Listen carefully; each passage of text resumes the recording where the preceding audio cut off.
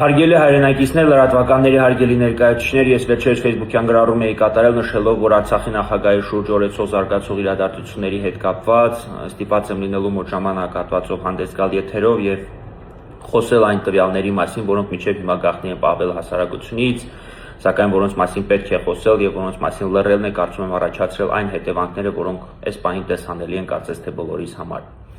Ես այսօր խոսելու եմ երկու թեմայի մասին, առաջինը ինչու են տեղի ունենում այսպիսի իրադարձություններ եւ ինչպես են իրականում գերեվարվել Արցախի ռազմաքաղաքական ղեկավարները։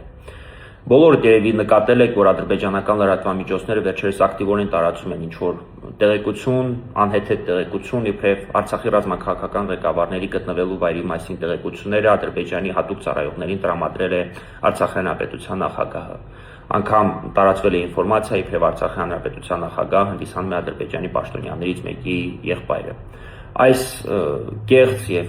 ակնհայտ իրականությանը չհամապատասխանող տեղեկություններով կիսվել են նաեւ Հայաստանի Հանրապետությունում, կարծում եմ որոշակի վարձատրության դիմաց, բայց դա իրական չէ այս պահին, հողում կատարելով ադրբեջանական լրատվամիջոցներին։ Ունենք նաեւ անձինք, ովքեր անգամ առանց հողում կատարելու, երևի էլի կրկին որոշակի վարձատրության դիմաց սկսել են ակնհայտ զրպարտիչ բովանդակության տեղեկություններ տարածել, անգամ առանց կրկնում եմ ադրբեջանական լրատվամիջոցներին հողում կատարելու, իբրև այդ տեղեկությունների հեղինակը հանդիսանում են իրենք եւ իրենք գիտեն այդ ամեն ինչի մասին։ Խոսքը վերաբերում է օրինակ Ռոման Բաղդասարյանի եւ նման այլ անձանց մասին, որոնց տվյալները կարծում եմ բոլորիդ համար հայտնի է եւ որոնց գնահատականը առաջարկում եմ տակ հենց դուք։ Հիմա ինչու են տեղի ունենում այսպիսի իրադարձություններ։ Բոլորդ երևի թե նկատել եք, որ Հայաստանի Հանրապետության վարչապետը միջազգային հարթակներում անհեթեթորեն նույնացնելով ադրբեջանցիների եւ արցախցիների վերադարձի հարցը այդ թեման առաջարկում է մշտապես փակել, սակայն դրան կտրուկ դեմ է արտահայտվել Արցախի Հանրապետության նախագահը 2025 թվականի դեկտեմբերի 10-ին Արցախի սահմանադրության օրվա արդիվ կազմակերպված այդ խորհրդարանական ժողովի ընթացքում կատարված հայտարարություններով, որոշակի այլ հայտարարություններով, որին անմիջապես հաջորդում է Արցախի Հանրապետության ներկայացության մշտական տեղակայման վայրում տեղի ունեցող այդ այլանդակ գործողությունը խոզարկության հետ կապված ոչ իրավաչափ անօրինական մի հատ գործողություն, որի ընթացքում կատարում են այնպիսի մի բաներ, որոնք ուղղակի անբացատրելի են, անհասկանալի է ինչու 2021 թվականին տեղի ունեցած ենթադրյալ դեպքի արդիվ 25 թվականի դեկտեմբերի 11-ին կատարում խոզարկություն, դրան նաև հաջորդում է Արցախի Հանրապետության նախագահին քրեական գործով հարձակնության, քրեական վարույթով հարձակնության կանչելը, պատմության դասագրքի հետ կապված դատական նիստից հետո Արցախի նախագահի ճեպազորույցի ընթացքում Գաթխուիկոսի կարծիքը կիսելու հետ կապված հայտարարությունը կատարելուց հետո մեկ այլ քրեական գործով նախագահին հարձակնության կանչելը, սրանք պատահական գործողություններ չեն եւ սրանք վստահեցնում են, որ չեն կարող պատահականորեն ուղղակի զուգադիպել այդ օրերի հետ։ Այս ամենի հետ է կապված այդ իրադարձությունները, այսինքն փորձում է առաջ քաշվել այն գաղափարը, որ ադրբեջանցիների եւ արցախցիների վերադարձի հարցը նույնական է եւ այդ թեման մեկը միշտ պետք է փակված համարի, այսինքն փորձում են Արցախի վերադարձի հարցը, այսպես ասած, հանել մարդկանց մտքից եւ այն անձինք, ովքեր դեմ են դրան, այն արսիկ, ովքեր Արցախի էջը փակված չեն համարում, նրանց նկատմամբ իրականացում է լրջագույն արշավ։ Կարծում եմ բոլորիդ համար պարզ է ու տրամաբանական, որ եթե Արցախի նախագահը իրականում լիներ Ադրբեջանի, այսպես ասած, հատուկ ծառայողների իստոչնիկը, ապա տեղեկատվական աղբյուրը, ապա ադրբեջանցիների շահերից չէր բխում այդ մասին բարձրաձայնել, այսինքն եթե նրանք ունեն հատուկ անձ, ով տրամադրում է որոշակի տեղեկություններ, ապա դրա մասին բացահայտելը կլիներ ուղղակի անհեթեթություն եւ չէր բխի նրան շահերից։ Ուստի այս ամեն ինչով նրանք փորձում են մոլորեցնել եւ մարդկանց լարել կոնկրետ անձի նկատմամբ, որպեսզի պատճառը կրկնում եմ Արցախի վերադարձի հարցը թեմայից դուրս բերելն է կամ օրակարգից դուրս բերելն է։ Հիմա խոսեմ այն մասին, ինչպես են իրականում գերեվարվել Արցախի ռազմաքաղաքական ղեկավարները։ Ես կարծում եմ բոլորդ այս մասին իմանալու իրավունք ունեք, ոմանք գիտեն ոչ տրիվությամբ, ոմանք ընդհանրապես չգիտեն, բայց սրա մասին ես պետք է խոսեմ եւ պետք է իրազեկեմ արցախցիներին եւ բոլոր հետաքրքրված քաղաքացիներին, որպեսզի բոլորը իմանան ինչպես է իրականում հաջողվել 120,000 արցախցիների անվտանգ դուրս բերել Հայաստանի Հանրապետություն եւ ինչ գնի շնորհիվ։ Մարդիկ անընդհատ խոսում են անձանց գերեվարվելու մասին, բայց չեն ցանկանում բացահայտել կամ առհասարակ մտածել, որ 120,000 արցախցիների հնարավոր է եղել անվտանգ տեղափոխել Հայաստանի Հանրապետություն, ընդ որում առանց Հայաստանի Հանրապետության էական միջամտության, այսինքն սա շատ կարևոր հարց է, որի մասին ես այսօր ցանկանում եմ խոսել։ Սկսենք 5 հոգանոց բաղկացած ցուցակից։ Ուրեմն ի սկզբանե կար 5 հոգուց բաղկացած ցուցակ, որոնք պետք է ձերբակալվեին եւ տեղափոխվեին հատուկ ծառայողների կողմից Ադրբեջանի Հանրապետություն։ Այդ 5 հոգանոց ցուցակը փոխանցվել է Արցախ Հանրապետության նախագահին, որոնց թվում էին Բակո Սահակյանը, Արկադի Ղուկասյանը, Դավիթ Բաբայանը, Ռուբեն Վարդանյանը եւ Դավիթ Իշխանյանը։ Եթե Դավիթ Իշխանյանի, Բակո Սահակյանի եւ Արկադի Ղուկասյանի թեման պարզ է, ապա հարց է առաջանում, թե ինչու են այդ ցուցակում ներառված եղել Ռուբեն Վարդանյանն ու Դավիթ Բաբայանը եւ եթե նրանք որպես առհասարակ հասարակական գործիչներ կամ քաղաքական պաշտոն զբաղեցնող անձիկ էին, ապա ինչու է թվում չէր նաեւ Արցախի այլ հերոսները կամ Արցախի Հանրապետության ազատագրական պայքարին, Արցախի ազատագրական պայքարի մասնակցած այլ անձիկ, տրամաբանական չէր Ռուբեն Վարդանյանի եւ Դավիթ Բաբայանի տվյալները կոնկրետ այդ 5 հոգուց բաղկացած ցուցակում ներառել։ Եվ Արցախի Հանրապետության նախագահը այս հարցը երբ որ բարձրացրել է, տեղեկացվել է, որ այդ 2 հոգու մասով կա առանձին ձերբակալելու եւ կալանավորելու վերաբերյալ որոշում կայացված Ադրբեջանի Հանրապետության կողմից։ Այս մասին Արցախ Հանրապետության նախագահը տեղեկացել է բոլոր այդ 5 անձանց, ընդ որում Ռուբեն Վարդանյանին տեղեկացել է հեռավար եղանակով, քանի որ Ռուբեն Վարդանյանի հետ Արցախի նախագահը վերջին անգամ շփում է ունեցել դեռևս սեպտեմբերի 5-ին։ Ռուբեն Վարդանյանը իրազեկված լինելով այս մասին ոչ այլ ընտրանքային ճանապարհով, այսինքն բացահայտ հակարի կամուրջը փորձել է հատել եւ նրան ուղեկցում էին Դավիթ Մանուկյան, ընդ որում այդ ավտոմեքենայի մեջ էր գտնվում նաեւ Դավիթ Մանուկյանի կինը։ Ադրբեջանական հատուկ ծառայողները ինչ որ տեղեկություն պետք չէր նրանց այդ մասին իմանալու համար, նրանք տեսնում էին ովքեր են փորձում հատել հակարի կամուրջ եւ այսպես ձերբակալվել եւ հետագայում գերեվարվել է Ռուբեն Վարդանյանը, Դավիթ Մանուկյանը եւ իր կինը։ Կնոջի բանակցությունների արդյունքում 2 օր հետո հնարավոր է համարվել բաց թողնել, բայց Դավիթ Մանուկյանն ու Ռուբեն Վարդանյանը այսպես ձերբակալվեցին եւ տեղափոխվեցին Բաքու։ Դավիթ կապած Լևոն Մնացականյանի հետ վերջինս նույնպես չի փորձել այլ ընտրանքային ճանապարհներով, չնայած կարծում եմ այդպիսի հնարավորություն կարող էր վերջինս ունենալ, չի փորձել ինչ-որ այլ ընտրանքային ճանապարհներով դուրս գալ Հայաստանի Հանրապետություն եւ նա այդ ժամանակահատվածում եւս ձերբակալվել եւ տեղափոխվել է Բաքու։ Կարծում եմ նրանց կողմից այսպիսի գործողություններ ձեռնարկելը պայմանավորված էր այն հանգամանքի հետ, որ Ադրբեջանը նախապես տեղեկացել է, որ եթե այդ անձին փորձեն ինչ-որ այլ ընտրանքային ճանապարհներով կամ գաղտնի եղանակով դիմեն փախուստի, ապա արցախցիների վերադարձի հարցը, արցախցիների Հայաստանի Հանրապետություն տեղափոխումը կդիտարկվի իբրև անհնարին գործողություն, այսինքն նրանք կխոչընդոտեն դրանց այդպիսի գործողությանը։ Դավիթ Բաբայանը մարդիկ տեղեկություններ են տարածում, իբրև վերջինս կամովին հանձնվել է Շուշի, դա իրականում այդպես չէ, Դավիթ Բաբայանը ձերբակալվել է, այսինքն կամովին հանձնվել է, նա այդ մասին նաև Facebook-յան գրառում է կատարել Ադրբեջանի Հանրապետության հատուկ ծառայողներին եւ դա տեղի ունեցել Արցախի Հանրապետության Ստեփանակերտ քաղաքում գտնվող Լավանդա կառավարական համալիրում։ Վերջինս Facebook-յան գրառում կատարելուց հետո եւ հաշվի առնելով այն հարցը, որ իր անազատության մեջ գտնվելու հանգամանքից է կախված արցախցիների անվտանգ տեղափոխում Հայաստանի Հանրապետություն, մարդը գնացել եւ կամովին հանձնել Ադրբեջանի հատուկ ծառայողներին։ Մինչև հոկտեմբերի 2 նկատ ժամանակահատվածը այլ ձերբակալություններ տեղի չեն ունեցել, բայց այս թեման միշտ եղել է օրակարգում եւ նրանք փնտրում էին 5 հոգուց բաղկացած այդ ցուցակից մնացած 3 անձին, այսինքն Դավիթ Իշխանյանին, Արկադի Ղուկասյանին եւ Բակո Սահակյանին։ Եվ կար հստակ որոշում, որ մինչև այդ 3 անձինք չհանձնվեն, Արցախում մնացած 120 անձինք, այդ թվում նաև փրկարարության աշխատողներ դուրս չեն գալու Հայաստանի Հանրապետություն։ Այդ ժամանակ արդեն ռուսական խաղապազորամիավորման ուղեկցությամբ 120 հոգուց բաղկացած անձինք ինչ որ մեկ կալոնայով պետք է տեղափոխվեին Հայաստանի Հանրապետություն եւ նրանց շարքում էին նաև Կարեն Շահրամանյանն ու Կարեն Սարգսյանը։ Երբ որ կալոնան արդեն սկսել է տեղաշարժը, այսինքն պետք է տեղափոխվեր Հայաստանի Հանրապետություն, դեռևս Ստեփանակերտում Կարեն Սարգսյանն ու Կարեն Շահրամանյանը ձերբակալվում են։ Ձերբակալվում եւ տեղափոխվում են Կարեն Սարգսյանի բնակության վայր, որ այդ ժամանակահատվածում հանդես էր գալիս, այսինքն ծառայում էր որպես արդեն ադրբեջանական շտաբ։ Կարեն Սարգսյանն ու Կարեն Շահրամանյանը հոկտեմբերի 2-ին ձերբակալվում եւ տեղափոխվում են Կարեն Սարգսյանի բնակության վայր, որ կրկնում եմ հանդես էր գալիս իբրև շտաբ։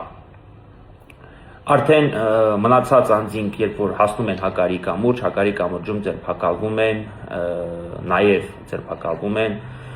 մնացած անձինք, հիմա կնշեմ ովքեր են այդ անձինք, ձերբակալվում են ուրեմն Հարությունյան Արտուրը, Արցախի նախկին պետնախարարը, ազգային անվտանգության ծառայության տնօրեն Արարատ Մելքումյանը, Արցախի հանրապետության նախագահ Բակո Սահակյանի անվտանգության պետ Նայիրիկ Պողոսյանը եւ Կամո Վարդանյանի վարորդը։ Նրանց ձերբակալելու պատճառը ըստ ադրբեջանական հատուկ ծառայողների մեկն է, այն է նրանք գիտեն Արցախի ռազմաքաղաքական ղեկավարների, մասնավորապես Բակո Սահակյանի, Դավիթ Իշխանյանի եւ Արկադի Ղուկասյանի գտնվելու վայրը եւ նրանք պետք է ասեն այդ տվյալները, հակառակ պարագայում նրանք եւս տեղափոխվելու են Բաքու։ Մի քանի ժամ հետո արդեն կայացում են նրանց ձերբակալելու եւ Բաքու տեղափոխելու որոշում եւ Արցախի նախագահը խնդրում է, որպեսզի բանակցեն այդ հարցի շուրջ միջև հաջորդ օրվա լուսադեմը, այսինքն միջև 5-ը, առավոտյան լուսադեմի 5-ը տեղի ունենում բանակցություններ եւ բանակցությունների արդյունքում հաջողվում է Նայիրիկ Պողոսյանին, այսինքն Բակո Սահակյանի անվտանգության պետին եւ Կամո Վարդանյանի վարորդին ազատ արձակել, իսկ մնացած երկու անձանց, այսինքն Արտուր Հարությունյանին եւ Արարատ Մելքումյանին չտեղափոխել Բաքու, այլ վերադարձնել Ստեփանակերտ եւ նրանց եւս պահել Կարեն Սարգսյանի բնակության վայրում, այսինքն վայր, որը որ հանդիսանում է ադրբեջանական շտաբը։ Սա կրկնում եմ Արցախի հանրապետության նախագահ Սամվել Շահրամանյանի բանակցությունների արդյունքում է հաջողվում այդ երկու անձանց բաց թողել, իսկ մնացած երկու անձանց էլ չտեղափոխել Բաքու։ Այդ ընթացքում Արցախի հանրապետության նախագահը կրկին հանդիպում է Արցախի նախկին երկու նախագահներ Բակո Սահակյանին եւ Արկադի Ղուկասյանին, ինչպես նաեւ Դավիթ Իշխանյանին եւ տեղեկացնում, որ ադրբեջանական հատուկ ծառայողները պահանջ են դրել, որ եթե նրանց չհանձնեք, ապա այս անձինք կտեղափոխվեն Բաքու եւ եւս կձերբակալվեն եւ կտեղափոխվեն Բաքու։ Բոլոր երեք անձինք, այսինքն Արկադի Ղուկասյանը, Բակո Սահակյանը եւ Դավիթ Իշխանյանը միանգամից ասում են, որ թույլ չեն տա, որ իրենց պատճառով ոչ թե որևէ պաշտոնյա, այլ առհասարակ որևէ արցախցի կրի պատասխանատվություն կամ ենթարկվի որոշակի հալածանքների կամ առհասարակ ձերբակալվի ադրբեջանական հատուկ ծառայողների կողմից։ Եվ այդ ժամանակ որոշում է կայացվում, որ նրանք անձամբ հանդիպեն ադրբեջանական հատուկ ծառայողների ներկայացուցիչների հետ, սակայն նախապես տեղեկացնում է, որ ունեն նրանք որոշակի պահանջներ։ Այս երեք անձանց հետ միասին է գտնվում այդ ժամանակահատվածում նաև Պաշտպանության բանակի հրամանատար Կամո Վարդանյանը։ Սկսվում են եւ այդ բանակցությունների արդյունքում ընդ որում Կամո Վարդանյանը բանակցություններին չի ներկայանում, այսինքն այդտեղ են գնում Բակո Սահակյանը, Արկադի Ղուկասյանը եւ Դավիթ Իշխանյանը։ Բանակցությունները բավականին երկար են տևում, ընդ որում այդ բանակցությունների փաստով պայմանավորված այն 4 անձինք, այսինքն հիշում եք Կարեն Շահրամանյան, Կարեն Սարգսյան, Արտուր Հարությունյան եւ Արարատ Մելքումյան ազատ են արձակվում եւ միջև նրանք Արցախի ռազմաքաղաքական ղեկավարները, այսինքն նախագահներն ու Դավիթ Իշխանյանը բանակցությունները փորձում են ցկել այնքան ժամանակ, միջև նրանք հատեն Հակարիի կամուրջը։ Արդեն երբ որ հատում են Հակարիի կամուրջը, Արցախի հանրապետության նախագահ Սամվել Շահրամանյանը տեղեկանում է այդ մասին եւ այդ ինֆորմացիան փոխանցում Բակո Սահակյանին, Արկադի Ղուկասյանին եւ Դավիթ Իշխանյանին, եւ նրանք արդեն որոշում են կայացնում, այսպես ասած, հանձնվել Ադրբեջանի հատուկ ծառայողներին։ Այսինքն Բակո Սահակյանի, Արկադի Ղուկասյանի եւ Դավիթ Իշխանյանի գործողությունների շնորհիվ կամ նրանց այդ քայլի շնորհիվ հաջողվում է ազատ արձակել Կարեն Սարգսյանին, Կարեն Շահրամանյանին, Արտուր Հարությունյանին եւ Արարատ Մելքումյանին։ Այստեղ մնում է ընդամենը մեկ անձի հարց, Կամո Վարդանյանի հարցը եւ Բակո Սահակյանը առաջ է քաշում երկրորդ պահանջը, որ հանձնվելու է միայն այն դեպքում, եթե Կամո Վարդանյանի եւս ազատ արձակեն։ Նրանք տեղեկացնում են, որ Կամո Վարդանյանի մասով քննարկումներ կլինի եւ այդ մասին պատասխան կհայտնեն, որից հետո մեր նախագահներն ու Դավիթ Իշխանյանը ձերբակալվում են։ Արդեն երեկոյան, երբ որ բարձրացում է այդ հարցը, այսինքն մնացին ազատության մեջ Կամո Վարդանյանը, մնաց ազատության մեջ Արցախի նախագահ Սամվել Շահրամանյանը, որի մասով ընդհանրապես որևէ որոշում չկար, եւ վերջինը, ում մասին ցանկանում եմ խոսել, Արայիկ Հարությունյանը, որի մասին կրկնում եմ, եւս երբևէ որևէ որոշում չի եղել, նախապես Արայիկ Հարությունյանին ձերբակալելու կամ կալանավորելու կամ Ադրբեջան տեղափոխելու վերաբերյալ երբևէ որևէ խոսակցություն չի եղել։ Արդեն երեկոյան ժամին Արայիկ Հարությունյանն ինքն է հանդես գալիս նախաձեռնությամբ եւ Ադրբեջանի հատուկ ծառայողներին ասում է, որ ըստ մեր պայմանավորվածության ես ձեզ պետք է ցույց տամ ինձ պատկանող կոնյակի գործարանը, որովհետեւ դա իմ ամբողջ կյանքի աշխատանքի արդյունքն է, ես խնդրում եմ, որ դա չվնասեք ու չոչնչացնեք, դա նաեւ հանդիսանում է որոշակի արժեք եւ այլն։ Արցախի նախագահ Սամվել Շահրամանյանը չի ցանկանում Արայիկ Հարությունյանի մենակ թողնել եւ իր վարորդին, տվյալները կնշեմ, Արմեն Սարգսյանին խնդրում է ուղեկցել Արցախի հանրապետության նախագահին, ով Ադրբեջանի հատուկ ծառայողների հետ միասին գնում է Ստեփանակերտ քաղաքի Երևան հյուրանոցի դիմաց մոտակայքում գտնվող կոնյակի գործարան, որպեսզի Ադրբեջանի հատուկ ծառայողներին ցույց տա դրա գտնվելու վայրը։ Տեղում այնուամենայնիվ տեղում ձերբակալվում է Արայիկ Հարությունյանը եւ Սամվել Շահրամանյանի վարորդը Արմեն Սարգսյանը։ Ինչպիսի ինֆորմացիան արդեն հասանելի է դառնում Սամվել Շահրամանյանին։ Սամվել Շահրամանյանին այդ ինֆորմացիան հասանելի դառնալուց հետո նա զարմանք է ապրում, ի վերջո եթե նրանց տվյալները չկար, մանավանդ Արայիկ Հարությունյանի տվյալները չկար նախնական ցուցակում եւ նրա ձերբակալելու մասին առհասարակ երբեւե որևէ խոսակցություն չէր գնում, ապա ինչու վերջո նա ձերբակալվեց, սակայն ադրբեջանական հատուկ ծառայողները պարզաբանում են, որ այդպես է պետք, Արայիկ Հարությունյանը եւս ձերբակալված է եւ նա եւս պետք է տեղափոխվի Բաքու։ Որոշակի բանակցությունների արդյունքում հաջողվում է ազատ արձակել Սամվել Շահրամանյանի վարորդին Արմեն Սարգսյանին։ Որից հետո արդեն ադրբեջանական հատուկ ծառայողները ասում են, որ եթե Կամո Վարդանյանին ցանկանում եք, որ ձեր հետ տեղափոխել, ապա միջև լուսադեմ պետք է Ադրբեջանի եւ Ռուսաստանի կողմից ուղարկված Ռուսաստանի Դաշնության կողմից կազմակերպված է ուղղաթիռով անհապաղ լքեք Արցախի հանրապետության տարածքը, Արցախի տարածքը։ Եվ այդպես էլ Կամո Վարդանյանը, Արմեն Սարգսյանը եւ Սամվել Շահրամանյանը ուղղաթիռով տեղափոխվում են Հայաստանի Հանրապետություն, այսինքն նրանց ուղղաթիռով տեղափոխել ամենևին նրանց նախաձեռնությունը չէր եւ վերջում Կամո Վարդանյանին ձերբակալելու եւ նրան Ադրբեջան չտեղափոխելու պայմաններից մեկը եղել է այն, որ նրանք ուղղաթիռով այդ 3 անձինք միանգամից անմիջապես լքեն Արցախի տարածքը։ Սրանք են իրականում տեղ ունեցած այն գործողությունները եւ կարծում եմ բոլորիդ համար պարզ եւ հասկանալի դարձավ, որ Սամվել Շահրամանյանը երբեւե որևէ մեկի գտնվելու վայրի մասին որևէ տվյալ չի հայտնել, իսկ ինչպես է նրանք հայտնվել Կարեն Սարգսյանի տանը, առհասարակ դա այդ ժամանակահատվածում ինչպիսի վայր է հանդիսացել, կրկնում եմ, դա հանդիսացել է Ադրբեջանի շտաբ։ Դա Ադրբեջանի շտաբն էր, Կարեն Սարգսյանի բնակության վայրը Ադրբեջանի շտաբն էր։ Եվ ահա մեր բոլոր այդ ռազմաքաղաքական ղեկավարների գործողությունների, նաև ինքնազոհության շնորհիվ է հաջողվել արցախցիների անվտանգ տեղափոխումը Հայաստանի Հանրապետություն, ընդ որում երբ որ ես խոսում եմ արցախցիների մասին, թող մարդիկ չասեն, որ մինչև հոկտեմբերի 2-ը արդեն արցախցիները տեղափոխված էին Հայաստանի Հանրապետություն։ Մինչև հոկտեմբերի 2-ը Հայաստանի Հանրապետություն են տեղափոխվել, որովհետև Ռուբեն Վարդանյանն ու Դավիթ Բաբայանը Կամովին հանձնել է, Ռուբեն Վարդանյանին էլ ձերբակալել են։ Իսկ մնացած 3 անձանց ձերբակալելու փաստից էր կախված մնացած 120 արցախցիների, որոնց թվում էին նաև վկայակոչածս 4 պաշտոնյաները, նաև Նայիրիկ Պողոսյանն ու Կամո Վարդանյանի վարորդը նրանց ձերբակալելուց հետո Բաքու չտեղափոխելու հարցը։ Այսինքն բոլոր արցախցիների ներդրումն է մնացած մոտ 120 արցախցիների ներդրումն է փրկարար ծառայողների Հայաստանի Հանրապետություն տեղափոխվելու հարցը կախված էր այդ անձանց ձերբակալելու կամ ինչպես մենք ենք ասում գերեվարելու փաստից եւ այսպես ինքնազոհության գնալով հաջողվել է արցախցիների անվտանգ տեղափոխումը Հայաստանի Հանրապետություն։ Կրկնում եմ, այն տարածված ինֆորմացիան իբրև Սամվել Շահրամանյանը ասել է որևէ մեկի գտնվելու վայրը, սա բացարձակ անհեթեթություն է եւ սրա մասին Սամվել Շահրամանյանը կարծում եմ շատ մոտ ժամանակահատվածում կատարի որոշակի հայտարարություններ եւ լրատվականներին կներկայացնի այն ինֆորմացիան, ինչը պատրաստ է իրականում տրամադրել։